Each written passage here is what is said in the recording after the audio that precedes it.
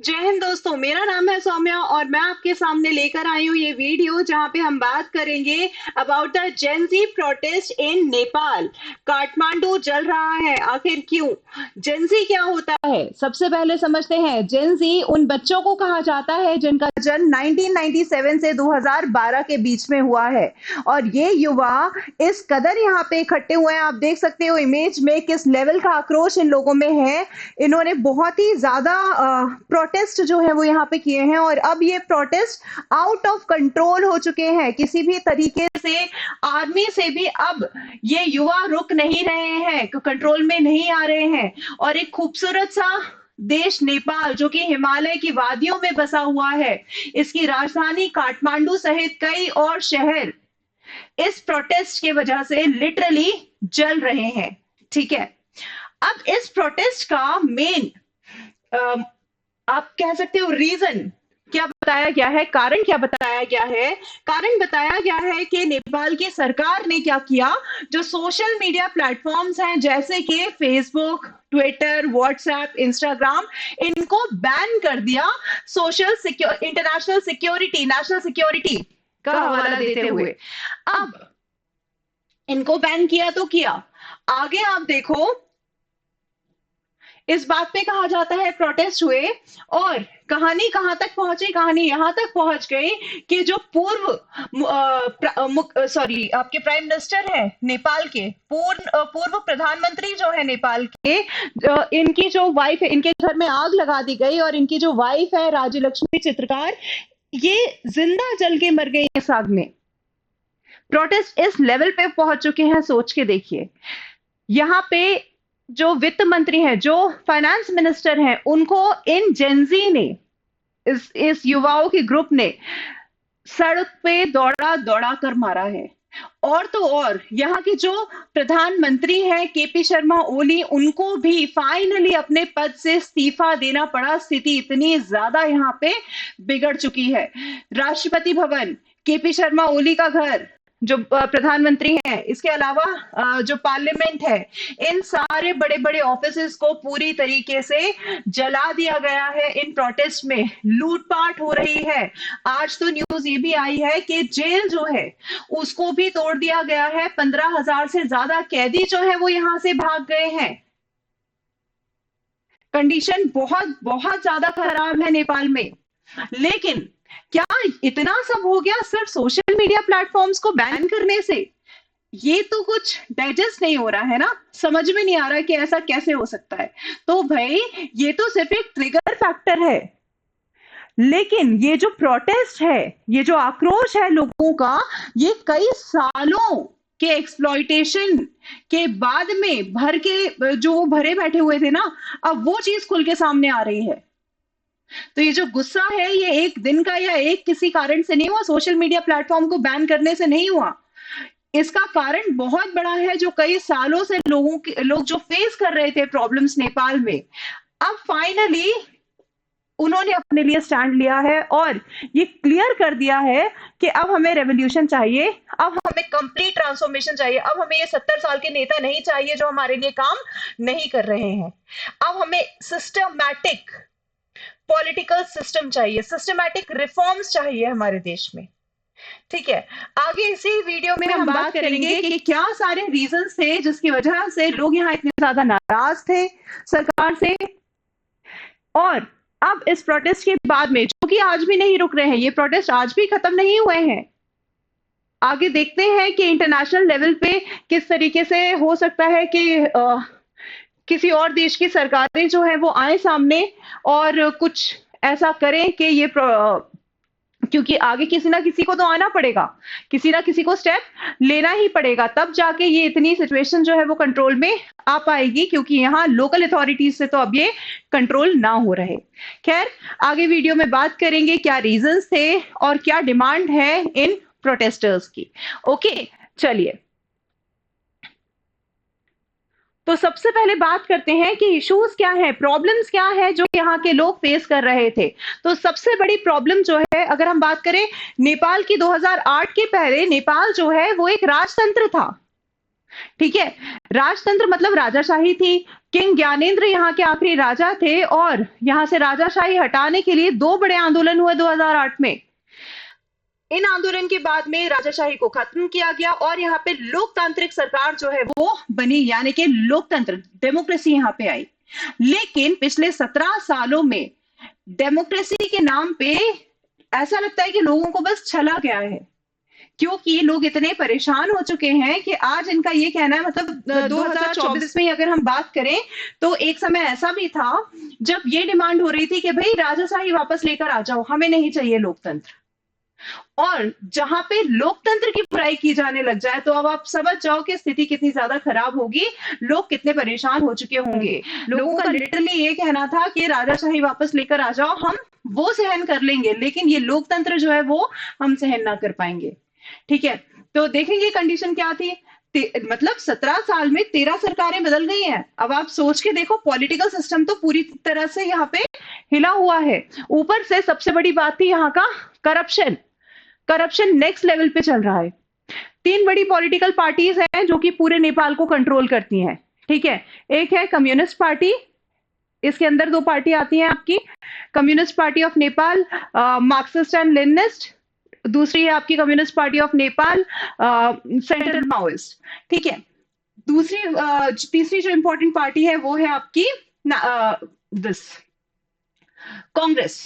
ठीक है, अब यहाँ पे अगर हम बात करें, इन तीन बड़ी पार्टीज के जो लीडर हैं वही आपस में सरकारें बदलते रहते हैं, वही प्राइम मिनिस्टर बनते रहते हैं। 70 साल से ज्यादा उम्र के लोग हैं, काम कुछ करना नहीं चाहते हैं, करप्शन में बुरी तरीके से लिप्त हैं। जैसे कि अगर हम बात करें यहाँ पे नेपाली कांग्रेस की, तो नेपाली कांग्रेस के यहाँ पे जो प्राइम मिनिस्टर रहे हैं उनका नाम है शेर बहादुर देउबा।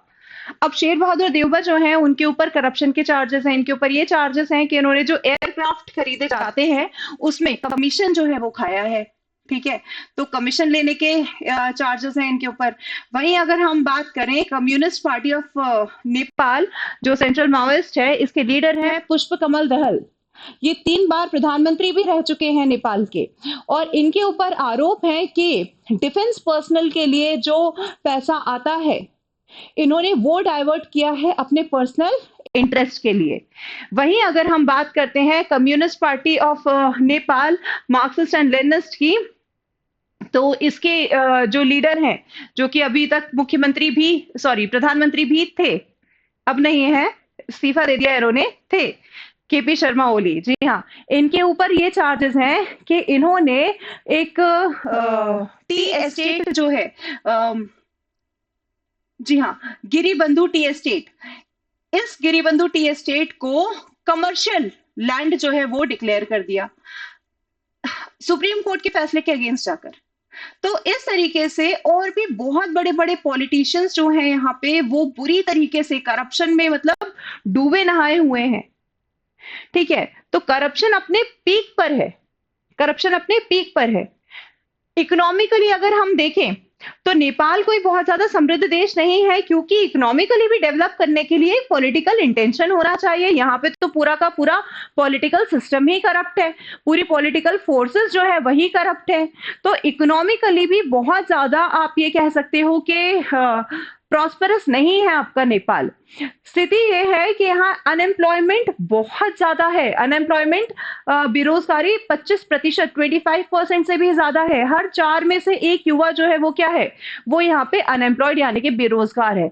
अब इस बेरोजगारी की वजह से इन युवाओं को अपना देश छोड़ के, अपना घर, अपना परिवार छोड़ के दूसरे देशों में जाना पड़ता है, वहां पे रहना पड़ता है, वहां पे नौकरी करनी पड़ती है। कई सारे तो आप लोगों को पता होगा नेपाली लोग जो है वो भारत में नौकरी करते हैं।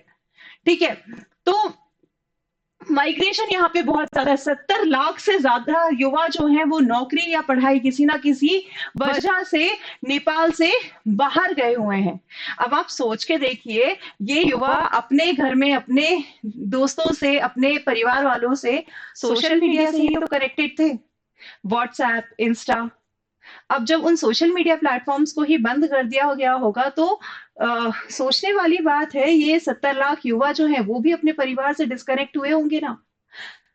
लेकिन सरकार इसके बारे में सोचती ही कहाँ है। खैर, concerns over freedom of expression, digital rights and state, अब यहाँ पे सोशल मीडिया की अगर हम बात करें तो होता क्या था कि ट्विटर हो गया, फेसबुक हो गया, इंस्टाग्राम हो गया, या फिर आप यूट्यूब ले लो, इसके थ्रू ये जो युवा है, जो ये जेंजी पॉपुलेशन है, ये एक्सपोज करती थी गवर्नमेंट को, गवर्नमेंट के करप्शन को एक्सपोज किया जाता था।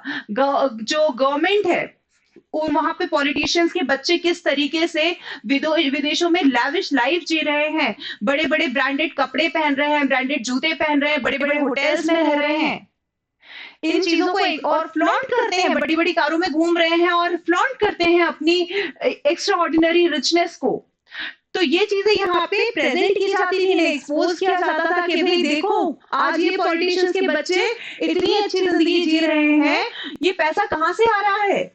और वहीं अगर हम लोकल नेपाल के लोगों की बात करें तो ये स्थिति है कि यहाँ नौकरी नहीं है, शिक्षा के लिए अच्छे स्कूल कॉलेजेस नहीं है, हेल्थ सेंटर्स नहीं है, हेल्थ फैसिलिटीज नहीं है, बेसिक इंफ्रास्ट्रक्चर जो होता है वो लैक कर रहा है नेपाल में। तो सरकार यहाँ पे लोगों के लिए कुछ क्यों नहीं कर रही है। यहाँ पे लोग जो हैं वो सफर कर रहे हैं, वो अपने देश को छोड़ के जाने पे मजबूर है नौकरी करने के लिए। और उसे वहीं अगर देखा जाए तो ये जो नेपो किड्स हैं, जो ये पॉलिटिशियंस के बच्चे हैं, ये एक्स्ट्रा ऑर्डिनरी रिचनेस जो है उसको फ्लॉन्ट कर रहे हैं। ये सारी चीजें गवर्नमेंट की जो है वो एक्सपोज की जाती थी इस जेंजी पॉपुलेशन के द्वारा, इन सोशल मीडिया प्लेटफॉर्म्स के द्वारा। अब गवर्नमेंट को लगा कि इसको कहीं ना कहीं रोकना जरूरी है, इनको सप्रेस करना जो है वो जरूरी है, और इसी के लिए गवर्नमेंट ने 2023 में ही इन बड़े बड़े सोशल मीडिया कंपनीज से कह दिया था कि आपको अगर अपनी लोकल प्रेजेंस अथॉरिटीज के साथ में रजिस्ट्रेशन आपको करवाना पड़ेगा। ठीक है, कई सारे जो बड़े बड़े कंपनीज है वो नहीं माने। 2025 अभी अगस्त में गवर्नमेंट ने एक नोटिफिकेशन दिया और सितंबर में फाइनली 26 सोशल मीडिया प्लेटफॉर्म्स जो हैं, ट्विटर, इंस्टाग्राम, फेसबुक, इन सबको, व्हाट्सएप, इन सबको बैन कर दिया गया, इन सबको टोटली बैन कर दिया गया।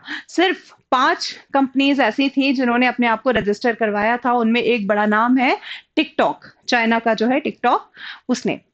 अब यहाँ पे सरकार को तो ये लगा कि लोग दब जाएंगे, रुक जाएंगे, लेकिन यहाँ रुके नहीं। एक जो टिकटॉक का सहारा था इनके पास, उस सहारे से इन्होंने और ज्यादा एक्सपोज करना शुरू किया गवर्नमेंट को, और भी बुरी तरीके से एक्सपोज करना शुरू किया। और हम यहाँ पे देखते हैं कि 8 सितंबर को एक बड़ी रैली जो है वो प्लान की गई थी।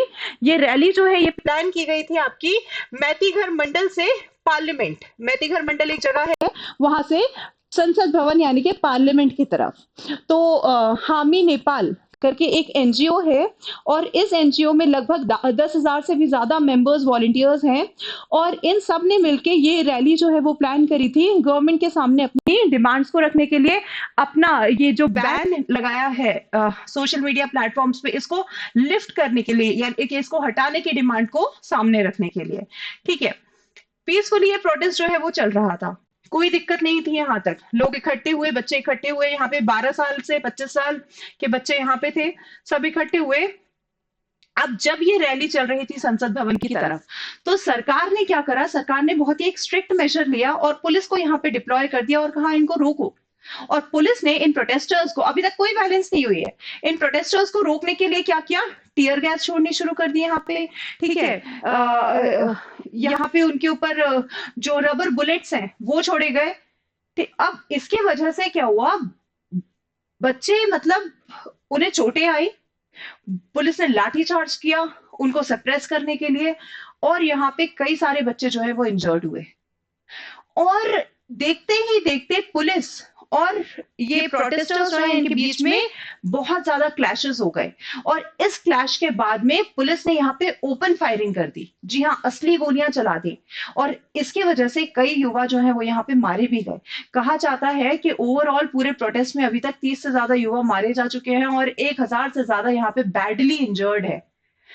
अब ये चीज जब दूसरे जगह पे पता चली, दूसरे शहरों में जब पता चला कि इस तरीके से लोगों की आवाज दबाने की कोशिश यहाँ पे की जा रही है सरकार के द्वारा और पुलिस इस तरीके से ओपन फायर कर रही है, तो देश के दूसरे दूसरे हिस्से में भी यहाँ पे प्रोटेस्ट होने लग गए।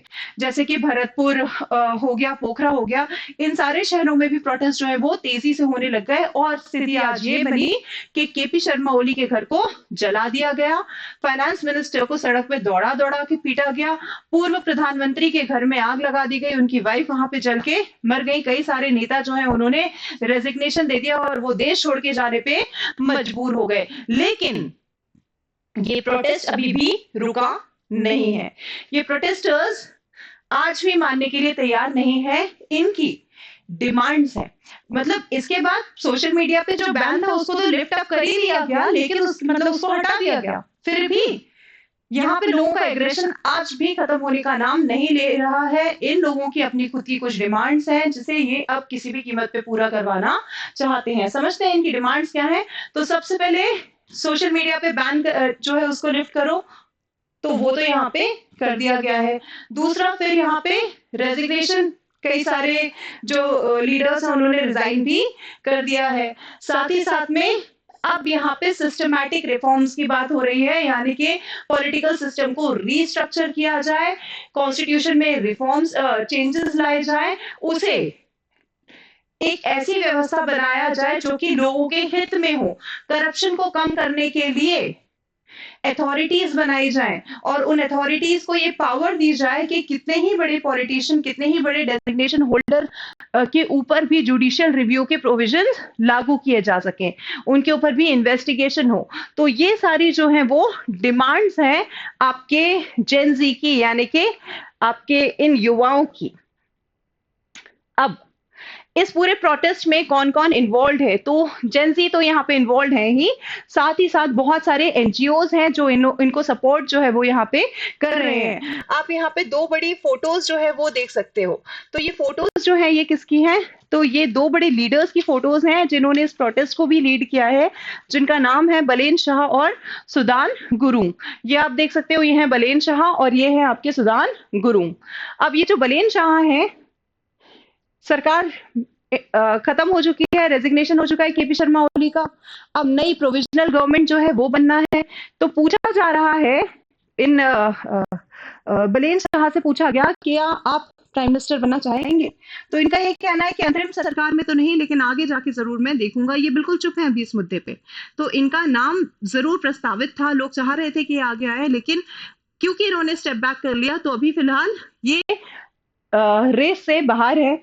इसके अलावा अगर हम बात करें तो एक और जो बड़ा नाम सामने आया है आगे सरकार संभालने के लिए, इंटरिम गवर्नमेंट फॉर्म करने के लिए, वो आप यहाँ पे इमेज देख सकते हैं। ये है former chief justice Sushila Karki. अगर हम former chief justice Sushila Karki की बात करें तो भ्रष्टाचार के अगेंस्ट इनके जो कड़क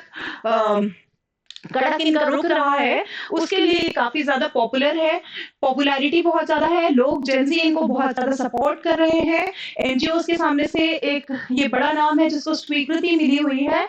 आगे हो सकता है कि हमें देखने के लिए मिले कि वहां पे आंतरिक सरकार यानी कि इंटरिम गवर्नमेंट फॉर्म हो नेपाल में, और उसमें कार्की जो है वो एक प्राइम मिनिस्टर के तौर पे, वहां पे एक्टिंग प्राइम मिनिस्टर के तौर पे यहाँ पे डेजिग्नेट की जाए। ठीक है, अगर हम सुशीला कार्की की बात करते हैं तो ये नेपाल की पहली विमेन चीफ जस्टिस जो है, पहली महिला चीफ जस्टिस नहीं, सॉरी, जस्टिस यानी कि जज जो है वो रह चुकी हैं। साथ ही साथ भारत से भी इनके अच्छे रिश्ते हैं, क्योंकि भारत में ही इन्होंने अपनी पढ़ाई की है। जी हाँ, ये बनारस हिंदू यूनिवर्सिटी से इन्होंने अपनी पढ़ाई जो है वो की हुई है। चलिए देखते हैं आगे क्या होता है। आज के टाइम में स्थिति ये है कि प्रोटेस्ट तो चल रहे हैं, ये समझ में नहीं आ रहा प्रोटेस्ट कब खत्म होंगे, लेकिन हमें ये समझना पड़ेगा कि जिस दिन भी ये प्रोटेस्ट खत्म होंगे उस दिन नेपाल की स्थिति बहुत ज्यादा खराब होने वाली है, क्योंकि वहां पे खाने पीने की प्रॉब्लम होगी, जान मान की जो हानि हुई है, प्रॉपर्टी बहुत डैमेज हो गई है, वहां पे पब्लिक प्रॉपर्टी, इंफ्रास्ट्रक्चर कोलैप्स हो चुका है। तो जो अंतरिम सरकार बनेगी उसके सामने भी चैलेंजेस बहुत ज्यादा हैं, साथ ही साथ लोगों को बहुत ज्यादा सफर यहाँ पे करना पड़ेगा। तो हमारा तो यही कहना है कि वायलेंस जो है वो जल्दी से जल्दी रुकना चाहिए, प्रोटेस्ट हो, डिमांड सामने रखी जाए, लेकिन शांतिपूर्वक। ये चीजें जो है वो की जानी चाहिए। बाकी देखते हैं आगे क्या होता है। अभी फिलहाल सिक्योरिटी को देखते हुए जिस तरीके से यहाँ पे जेल तोड़ के 15,000 से ज्यादा जो जेल में कैदी थे वो भाग गए हैं और कई सारे इंडिया के बॉर्डर्स के थ्रू इंडिया में एंटर करने की कोशिश कर रहे हैं। इन सबको देखते हुए इंडिया ने सनौली बॉर्डर जो है उसको सील कर दिया है। साथ ही साथ जो सटी हुई सीमाएं हैं उत्तर प्रदेश की नेपाल से, उत्तर प्रदेश बिहार की जो नेपाल से सटी हुई सीमाएं हैं, वहां पे सिक्योरिटी को बहुत ज्यादा स्ट्रिक्ट कर दिया गया है। आगे देखते हैं कि इंटरनेशनल लेवल पे क्या कोई देश सामने आता है इस प्रॉब्लम को रिजॉल्व करवाने के लिए। तो अब अभी फिलहाल के लिए इतना ही। आगे जैसे ही कुछ अपडेट होगा डेफिनेटली हम आपको नोटिफाई करेंगे। And this is all for now, signing off. Thank you everyone, have a nice day ahead.